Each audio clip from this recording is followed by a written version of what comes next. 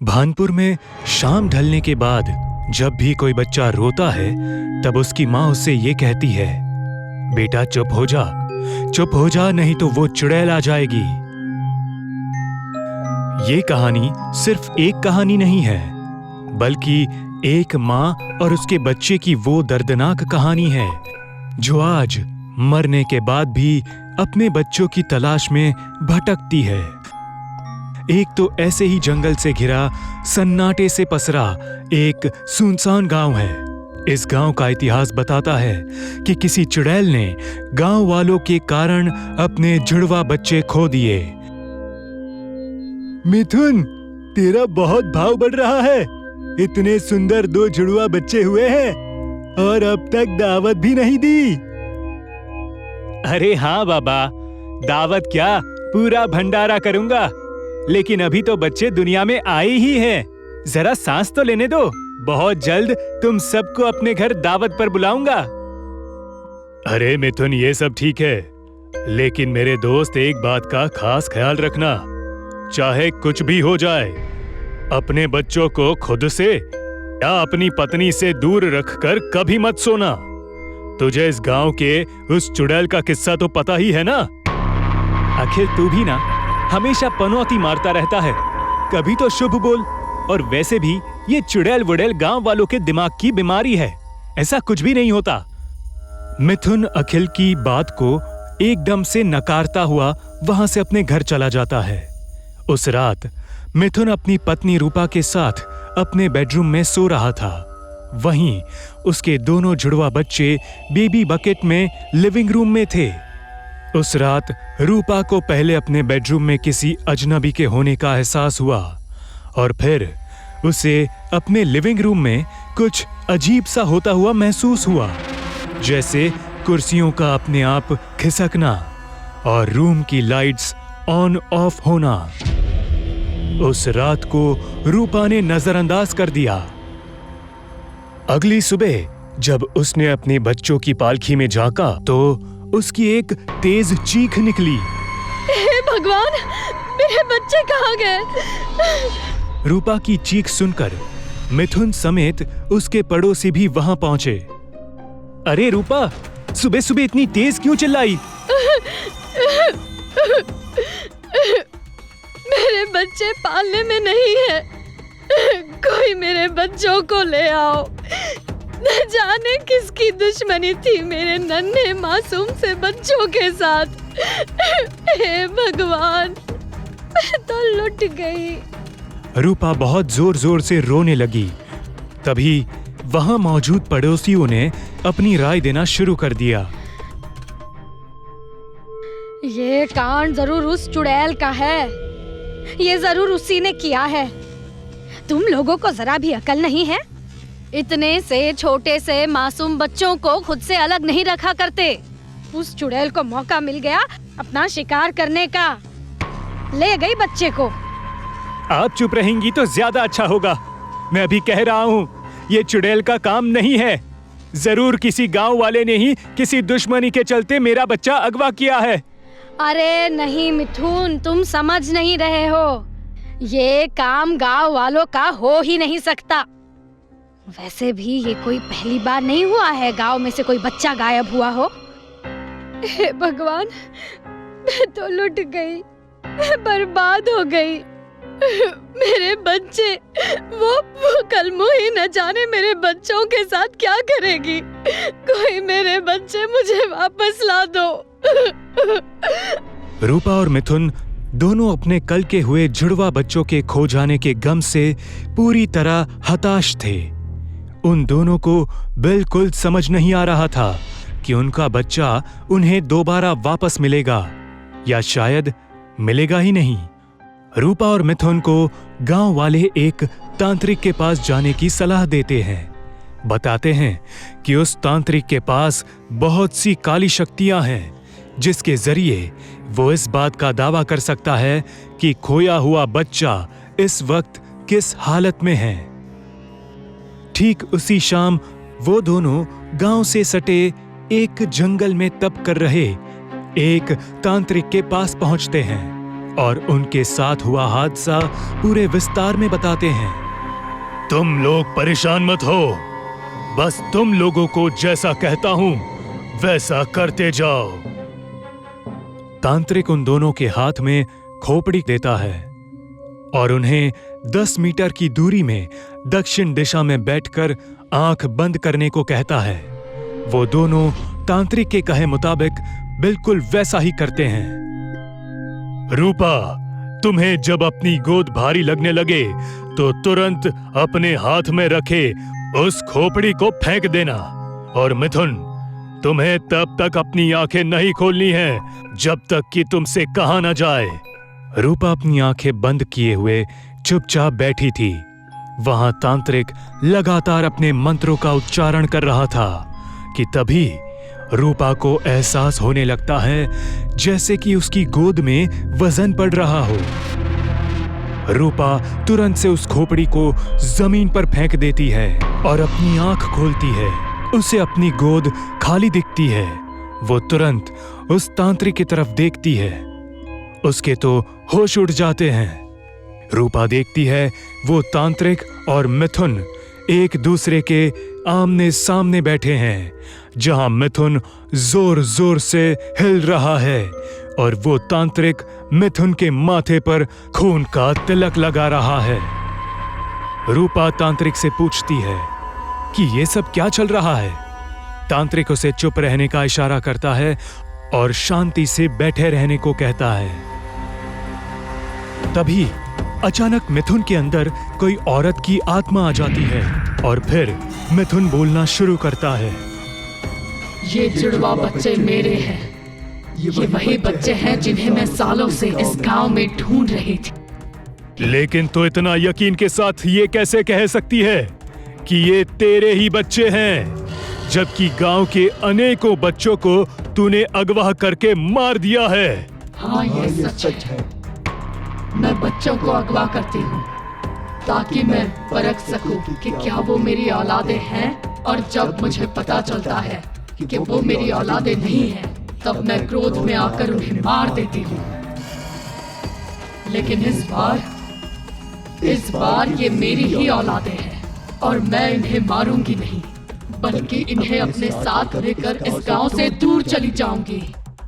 तुझे कैसे पता चला कि ये तेरे ही बच्चे हैं? इनका पुनर्जन्म हुआ है। अब इनके मिलने के बाद तू गांव छोड़कर क्यों चली जाएगी? मेरे जुड़वा बच्चों के गुमशुदा होने के बाद मैं पागल सी हो गई थी। मैंने गांव वालों से बदला लेने की ठानी। इसी बीच घोर तप से मुझे ये वरदान मिला कि मेरे बच्चों का जब भी पुनर्जन्म होगा उनके खून काले होंगे और ये एक संकेत होगा कि वो मेरी ही संतानें हैं। लेकिन इसकी शर्त ये थी कि मैं उन बच्चों को उनके जन्मदिन के 2 साल के होने तक ही छू सकती हूँ। इसके बाद मेरा उन पर कोई वश नहीं होगा। इसी वजह से जब भी गांव में से किसी के घर बच्चे होते तो मैं उसके घर के बाहर भटकती और इंतजार करती कब वो बच्चे उनसे दूर हो, और जैसे ही वो बच्चे कुछ समय के लिए अकेले बिछड़ते मैं उन्हें गायब कर देती। अब जब मुझे मेरे दोनों जुड़वा बच्चे मिल गए हैं तो अब मेरे जाने का समय हो गया है। वरदान के मुताबिक मैं इस गांव में तब तक ही रह सकती थी जब तक मेरे बच्चे मुझे नहीं मिल जाते। अब मेरी ममता की प्यास बुझ चुकी है, तो अब मैं जा सकती हूँ। इतना कहते ही मिथुन के अंदर से एक तेज हवा बाहर की तरफ निकलती है और मिथुन बेहोश होकर जमीन पर गिर जाता है। वहीं रूपा भी ये सब देखकर बहुत रोने लगती है और इसके साथ ही वहां कुछ गांव वाले भी पहुंचते हैं और रूपा को संभालते हैं। इस किस्से के बाद से फिर कभी भी वो चुड़ैल गांव में या कहीं भी गांव वालों को नहीं दिखती है। शायद उसे उसकी संतानें मिल गई हैं। इस वजह से उसकी ममता और उसका गुस्सा दोनों ठंडा हो गया है। लेकिन आज भी जब उस गांव में बच्चा रोता है तो उसकी माँ यही कहती है, चुप हो जा, चुप हो जा वरना वो आ जाएगी। रात के लगभग 2 बज रहे थे। देव और ईशा अपने बिस्तर पर सो रहे थे। तभी देव उठ खड़ा हुआ और चलने लगा। देव होश में नहीं था। वो चलते चलते घर के बाहर चला गया और अंधेरे में कहीं गायब हो गया। फिर कुछ देर बाद वो वापस आया। देव के हाथ में एक सोने का सिक्का था। वो सिक्का लेकर घर के भीतर आया और बेड पर वापस सो गया। सुबह हुई और ईशा ने देव के हाथ में रखा सोने का सिक्का देखा। वाह, मेरे लिए सोने का सिक्का लाए। मैं आपको कल बोल ही रही थी सोना खरीदने, और आज आप ले भी आए। बहुत अच्छा किया। देव इस बात से अनजान था। उसे पता नहीं था कि उसके पास सोने का सिक्का कहां से आया। वो अपने दिमाग पर जोर डाल रहा था, पर उसे कुछ याद नहीं आया। ईशा खुश थी कि उसे सोना मिल गया, लेकिन देव परेशान था कि उसे वो सिक्का कहां मिला। खैर, दिन बीता और आधी रात देव फिर से उठा और अंधेरे में कहीं चला गया। कुछ देर बाद वो लौटा एक और सोने के सिक्के के साथ। ये सिलसिला हर रोज होने लगा। ईशा खुश थी और देव परेशान। एक दिन की बात है, ईशा किचन में काम कर रही थी। बाप रे बाप, आज भी इतना समय लग गया घर का काम करने में। देव, ये डब्बा उतारो, मेरा हाथ ही नहीं जा रहा है। देव, यहाँ आओ ना। देव, सुन रहे हो या नहीं?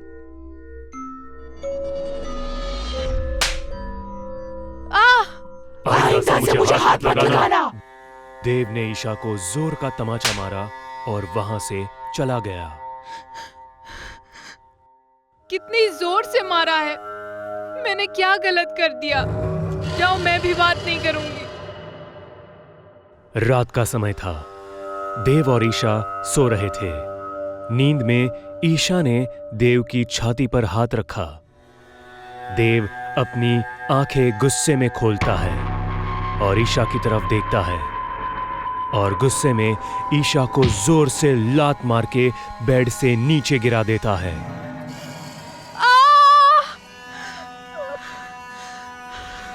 देव को हाथ मत लगाना। मुझे क्यों गिराया?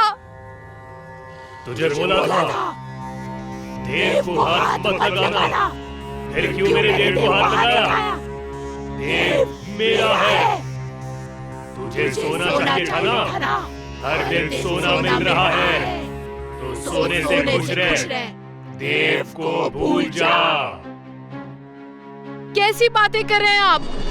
देखिए, मेरे सिर से खून निकल रहा है। देव ईशा के पास जाता है। तू मरेगी। मेरे हाथों से मरेगी। देव ईशा का गला पकड़ के हवा में उठा लेता है। ईशा का दम घुटने लगता है। तभी किसी के चलने की आवाज आती है। एक अघोरी खिड़की के पास आकर खड़ा हो जाता है। अघोरी को देख देव बेहोश हो जाता है और ईशा भागते हुए घर के बाहर अघोरी के पास जाती है। मुझे भगवान के लिए बचा लीजिए। मेरे पति मुझे मार डालेंगे। वो तेरा पति नहीं है। तेरे पति के अंदर एक चुड़ैल का वास है। वही चुड़ैल तेरे पति से ये सब करवा रही है। क्या? मैं आपके सामने हाथ जोड़ती हूँ, मेरे पति को बचा लीजिए। ये सब तेरी वजह से हुआ है। तेरे पति की ऐसी हालत तेरी वजह से हुई है। मैंने कुछ नहीं किया। याद कर कुछ दिन पहले। कितने दिनों से कह रही हूँ मुझे सोना चाहिए। अरे कहाँ से दिलवाऊं तुम्हें सोना? इतनी महंगाई है, पैसे बचते कहाँ हैं जिससे मैं तुम्हारे लिए सोना खरीदूं? वो मुझे नहीं सुनना। ऐसा था तो शादी करने के पहले क्यों नहीं बोला? तुम्हारे जैसा पति किसी को ना मिले। मेरी तो जिंदगी ही नरक हो गई तुम्हारे साथ। जैसे भी लाओ, खुद को बेच कर लाओ, पर मुझे सोना चाहिए। अब तो तू खुश है ना? हर दिन सोने का एक सिक्का मिल रहा है तुझे। तू ही बोली थी ना, खुद को बेच के सोना लेके आओ। तेरे पति ने अपनी रूह उस चुड़ैल को बेच दी और उसके बदले हर दिन एक सोने का सिक्का मिल रहा है। भूल जा अपने पति को तू। नहीं नहीं, मुझे मेरे पति चाहिए। मेरे पति को बचा लीजिए। कोशिश करके देखते हैं, बाकी सब भगवान भरोसे।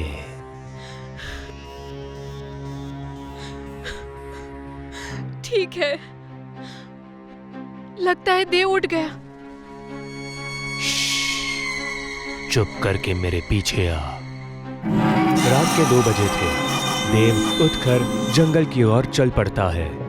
देव के पीछे अघोरी और ईशा भी जंगल में जाते हैं।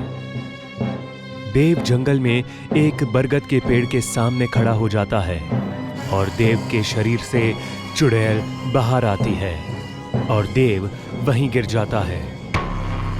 ये तो डाकिनी चुड़ैल है।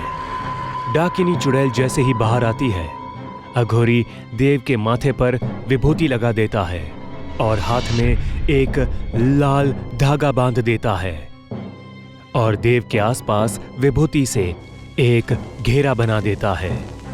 डाकिनी चुड़ैल पेड़ से बाहर आकर चिल्लाने लगती है।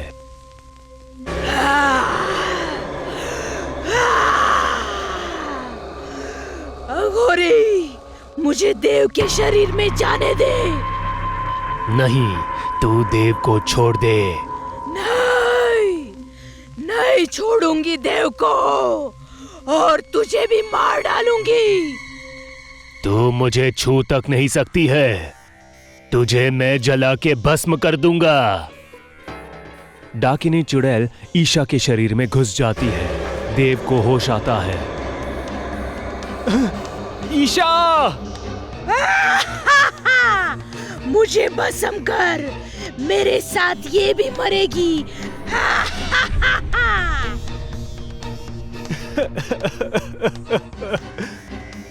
ईशा के बाल खुल जाते हैं और वो उल्टी पेड़ से लटक जाती है। ओम ह्रीं क्रीं चामुंडाय नमः। ओम ह्रीं क्रीं चामुंडाय नमः। ईशा का शरीर छोड़ दे, वरना इस पेड़ को ही जला दूंगा। नहीं, नहीं, तू ऐसा कुछ नहीं करेगा अघोरी। मैं जरूर करूंगा। भोलेनाथ की मर्जी है। तुझे ईशा का शरीर छोड़ना ही होगा। ईशा को छोड़ दे और अपने पेड़ में वापस लौट जा। ठीक है, ठीक है, मैं जा रही हूँ। डाकिनी चुड़ैल ईशा का शरीर छोड़कर बरगद के पेड़ में घुस जाती है। अघोरी, आज तो तूने इसे बचा लिया, लेकिन मैं देव को नहीं छोड़ूंगी। अघोरी ने गुस्से में पेड़ की ओर देखा और फिर उसने अपनी शक्ति से बरगद के पेड़ को आग लगा दी।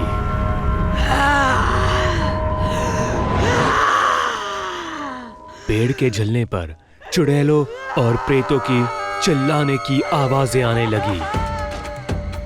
देव, ये सब तुमने खुद किया था ना। उस दिन तुम उस काले जादूगर के पास जाते और ना ही ये चुड़ैल तुम्हारे पीछे लगती।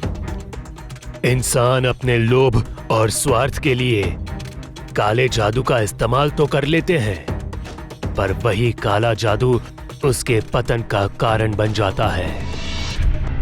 अब भी वक्त है, सुधर जाओ। इस बार मैंने तुम्हें बचा लिया, हर बार नहीं आऊंगा। घर जाओ और जो कुछ भी तुम्हारे पास है उसी में खुश रहो। ज्यादा का लालच मत करो। माया एक ऐसा शब्द है जिसमें अगर कोई एक बार फंस जाए तब उससे बाहर आने की कोशिश में वो ना जाने कितनी ही चीजें गवा चुका होता है। आज की कहानी भी एक ऐसे ही गांव पर आधारित है जिस पर किसी जमाने में एक मायावी डायन का कब्जा हुआ करता था, जो बड़े हैरत अंगेज तरीके से अपना शिकार करती थी। अरे श्यामजीत, अब तुमको क्या ही बताए। कल रात वो डायन मेरे दरवाजे पर भी कटोरा लेकर पहुंची थी। हम चुपचाप बैठे रहे, दरवाजा नहीं खोले, वरना मरना तो निश्चित था। हाँ बबलू, तुम एकदम सही किए। वो अपनी माया से किसी को भी फंसाकर अपने कब्जे में कर सकती है। वैसे ही गांव के कई लोग उसके कैद में जा चुके हैं। अब मेरे बारे में तो तुम्हें पता ही है, तुम्हारी भाभी अनुपमा की डिलीवरी है तो वो भी मायके गई है। ऐसे में तो और सतर्क रहना पड़ेगा। हाँ यार, अच्छा ही है। वैसे भी इस माहौल में गर्भवती औरत का इस गांव में होना ठीक नहीं। अब क्या ही बताए, ये गांव तो अब गांव कम शमशान ज्यादा लगता है। लेकिन एक बात बताओ मुझे, वैसे मैं तो काफी समय से शहर में था तो मुझे इसके बारे में अब तक पूरी जानकारी नहीं मिली है। ऐसा क्या खास है इस डायन में जो लोग इससे इतना खौफ खाते हैं? अच्छा, तो तुमको अब तक वो कहानी नहीं पता? गांव का बच्चा बच्चा उस मायावी डायन के बारे में जानता है। बताओ यार, क्या कहानी है? अब अगर तुम इस कहानी से अनजान हो तो अनजान ही बने रहो। जानकार बनना ज्यादा खतरनाक है। ये पहेलियों में मुझसे बात मत करो, साफ साफ बताओ क्या कहानी है? देखो, शाम ढलने की कगार पर है। घर पहुंचकर इत्मीनान से बताऊंगा। अभी बताना सही नहीं है। कैसे डरपोक इंसान हो यार, अभी रास्ता भी लंबा है, बात करने को कुछ है ही नहीं। इसी सहारे रास्ता भी कट जाएगा जल्दी से। चलो बताओ अब। श्यामजीत के लगातार जिद करने पर बबलू मान जाता है और भगवान का नाम जपते हुए उस खौफनाक दास्तां पर से पर्दा उठाने की कोशिश करता है जिससे पूरा गांव डरता था।